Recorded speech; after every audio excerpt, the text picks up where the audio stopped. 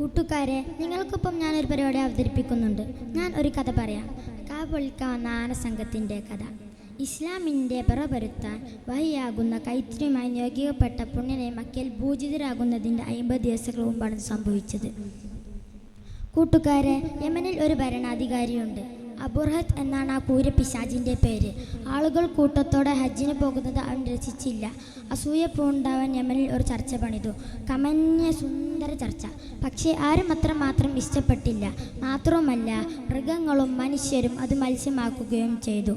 അർശ പൂണ്ടവൻ കാബ കല്ലായി പൊളിച്ചെടുക്കാൻ ഖജനാവന്മാരെ 60,000 ബുൾട്ടൗസറമായ 60,000 സൈന്യത്തോടൊപ്പം മക്കയിൽ വന്ന്. മക്കയിൽ എത്തിയ ഉടൻ അറബികളോട് ഒട്ടകത്തെയും മറ്റും അവൻ കൊള്ളയടിച്ച്. ഖുറൈശി കുടുംബം കിരീടം വെക്കാത്ത ഖജനാവന്മാരെ സങ്കടം പറഞ്ഞു. അബ്ദുൽ മുത്തലിബ് പറഞ്ഞു, ഒട്ടകത്തിൻ്റെ ഉടമസ്ഥൻ ഞാനാണ്. കാബക്ക് ഓരാധിപൻ വേറെയുണ്ട്, അത് അവൻ കാത്തോളും.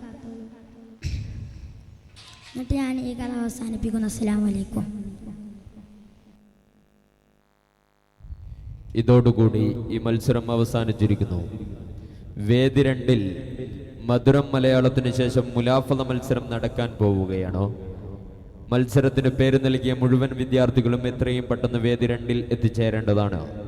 അടുത്തതായി ഈ വേദിയിൽ